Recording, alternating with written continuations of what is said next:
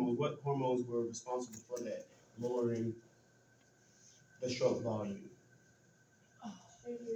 Look, she knows it. What's your name? Is it ADH to lower the stroke volume? A&P. If your stroke volume is high, what are you experiencing right now? Pressure. Everything is going up. Right. So if everything's going up, how do you make it come back down? Now look at those hormones that are responsible for lowering your blood volume. Is it epinephrine? No, that's gonna make it go up. Somebody said it. I heard it. Yes. A&P. A&P? I Yeah. said Oh, you did say A&P. it? I'm sorry.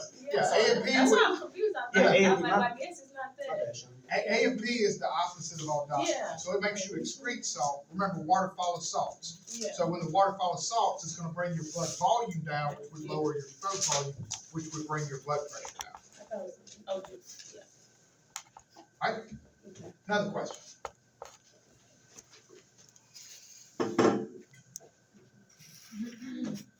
Rivers, what you got?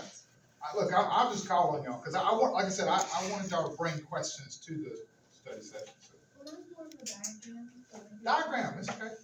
Wiggers diagram. I got it pulled up. You guys want to Yeah.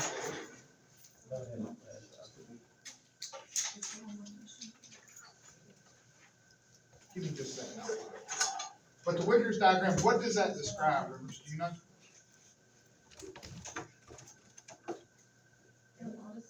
A lot of stuff. But what is it, in that one diagram, what is it describing? What is it pointing out? A contraction. Left side of the heart doing what? The pressure and volume contracting. In one what? Huh? One contraction, right? So one contraction. It's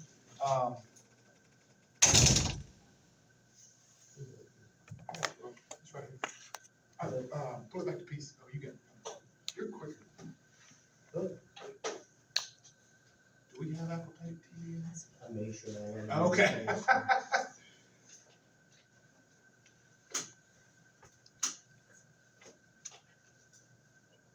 You go ahead. I'm scared I'm gonna drop that thing.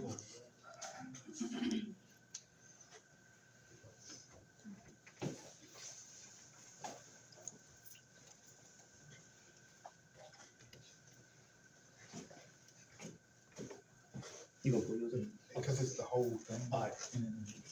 Oh, you got all of them on one slide. Yeah, and so I can tie it on. So this right here, Wiggers diagram. It's the cardiac cycle in showing you everything. It's showing you the electrical signal that travels through the heart. It's showing you the pressure changes. What causes the pressure changes?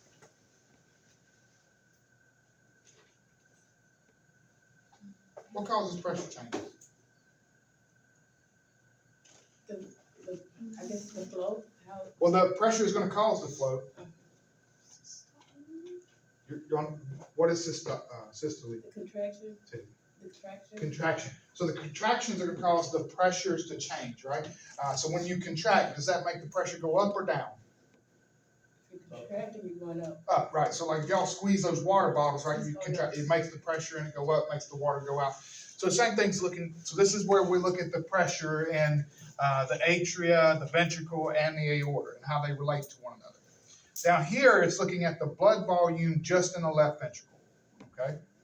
So this is kind of tying everything that happens into one diagram. All right.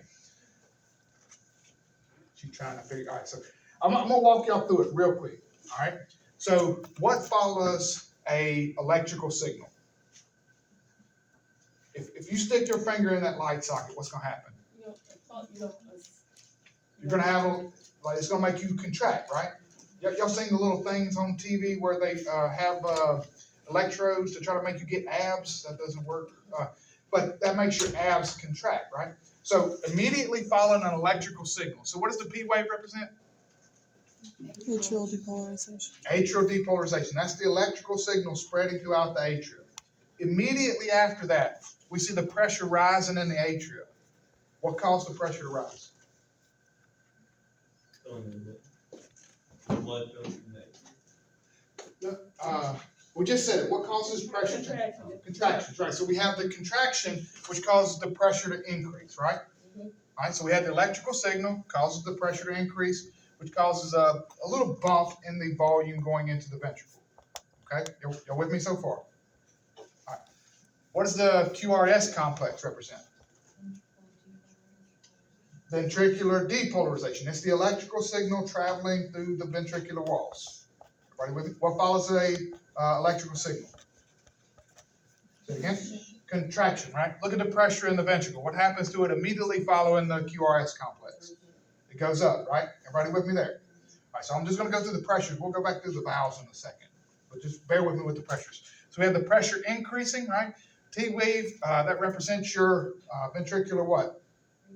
It's resetting, right? So after it sends that, or it starts to reset, we see the pressure falling, right?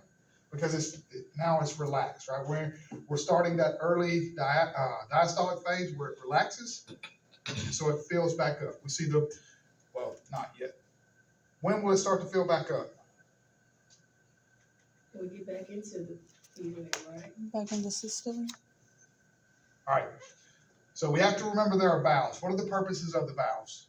Prevent backflow. Prevent backflow. So look right here. I'm going to go through the valves now. When your ventricular pressure falls below the atrial pressure, right? Atrial pressure is higher. So what happens to the AV valve at this point right here? Now closes. It opens, right? And so when it opens, look, we have the blood start to fill back up into the ventricle. It's passively filling it back up. Everybody with me on that? Okay, so if I go back over here, I'm going to start here. Look at the pressures and in relation to one another, okay? So at this point, we have the ventricular pressure exceeding the atrial pressure. What happens here? Remember, we don't want it to go backwards. They're closing. The AV valve slams shut. Look, there's our first heart sound, right? So what causes the heart sound? The closing, right? The vibrations that are created when the valves slam close to prevent the blood from flowing backwards. So right here, when ventricular pressure exceeds atrial pressure, that valve slams shut. Is our semilunar valve opened at this point? Madison, why? Why is it not open? You're right. So it doesn't go back? Right, because our aortic pressure is higher than our ventricular pressure at this point. So right now that semilunar valve is closed. At what point will it open up? Say it again, I'm sorry. When your AV valve opens? So not AV valve opens here. At what point will our SL valve, the aortic semilunar valve, open up? Remember, everything's related to pressures. When the pressure increases? Above what? Above the atrium. Yes, someone who said that. So right here, when your ventricular pressure rises above the aortic pressure, right, because we don't want it to flow backwards, so that's where it opens up. So this little phase right here, this is called isovolumetric contraction. What does that term iso mean? Same, equal, right? So, and it's the same volume. If you look down here, the volume isn't changing because both your AV valve is closed and the SL valve, so no blood is coming into the ventricle, no blood's leaving the ventricle. Good? So right here we have the SL valve open, right? And so what happens when the SL valve opens? What happens to the blood?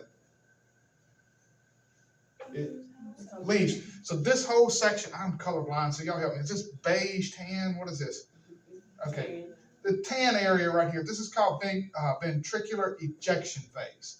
So all during this phase, that's where the blood is leaving because the pressure in the ventricle is higher than the pressure in the aorta. What happens at this point? When the ventricular pressure falls below the aortic pressure, what happens? What valve closes? The SL valve, right? So the SL valve closes. Hey, there's our second heart sound, right? What created it? So the second heart sound is created by the SL valve closing. First heart sound is created by what? AV valve closing. Good. All right. And so we see that pressure is falling here. Have we opened the AV valves yet? Not yet. Not yet, right? And so during this phase, we have the SL valve closed and the AV valves closed. What is this little pink section called? This was isovolumetric contraction. This is I said volumetric. Relaxation. relaxation, right? Because the pressure is falling. So the ventricles are relaxing at this point, but the pressure hasn't fallen enough to go below the atrial pressure. At that point, what did we say happened? Did it fall below? When the ventricular pressure falls below the atrial pressure. Is it opening now? It opens, right? And so the AV valve opens up, and now this whole section here, this is ventricular filling, right? We're filling the ventricles back up. Ventricular ejection, isovolumetric relaxation, isovolumetric contraction, and then the blue area, that is where we're filling the ventricles back up. Who asked that? Rivers, I'm sorry, did that help? Okay, I'm sorry. And John, I'm Nope, sorry, nope. if he knows I like to talk, so, my bad if I talk way too much. Did that answer? And you can kind of follow along, so I think, there's another one John had in his PowerPoints. It's the same as this one. It just adds in, these down here at the bottom. Good?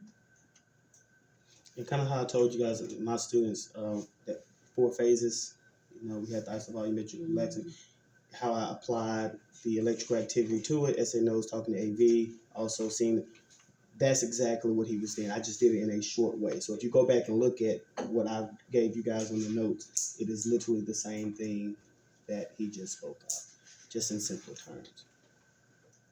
I'm sorry, I go a little deep. This is fun stuff. All right. Now, I do want to ask a few, I don't like to lecture, but I do want to ask some questions. What does that term EDV stand for? And diastolic volume. End diastolic volume, ESV, And systolic end volume. systolic volume, SV, Stroke volume. stroke volume. All right, so I feel like I'm about to lecture, I'm sorry. Go, that's it. All right. You know what I'm saying? What happens, I see a lot of athletes in here, but I'm gonna pick on Caroline because she did really good on my little test yesterday. If her heart rate is lower, right? Why would her heart rate be lower? She plays soccer, if that helps. She's an athlete. Athlete, but why? But that don't tell me exactly why. Why exactly would her heart rate be lower? Everybody's cardiac output in here is roughly the same. Why would her heart rate be lower? Because the EDV becomes higher and the SV becomes lower. Not lower, but think about it. All right, so if the EDV becomes higher, what would happen to the stroke volume? It would go up as well, right? So in athletes, they have muscle tone that helps return blood back to the heart. So more blood returning to the heart would cause the EDV to go up, right? Which would also in turn make the stroke volume increase. So now their stroke volume is higher, they don't have to pump as fast, right? The rate doesn't have to go up. Is everybody with me on that? Okay. What is the law? What is the law that says that the more something is stretched, the harder the force of contraction? It starts with an F. It does start with an F. Yeah. And it shows the relationship between preload and the stroke volume. Say it again. You're almost there. I see it, I just don't remember the word. It's a- Frank Starling. Frank Starling Yeah. law, right? It's a Frank Starling law. I always tell mine to picture it like 2 balloons, right? If you have 2 balloons, one's got 1,000 milliliters of water in it, one's got 500 milliliters of water. We set a book on top of those. Which one shoots the furthest?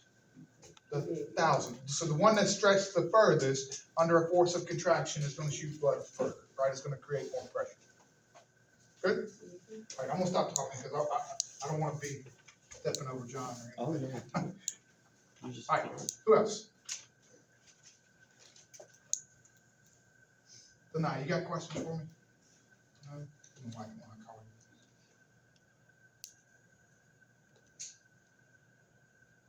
you. I see a lot of familiar faces, but I can't remember everybody's name. Maddie? Maddie? There's 2 Maddies. Yeah, there's a Maddie. Yeah, Maddie and Maddie. Any question for me, Maddie? No? No?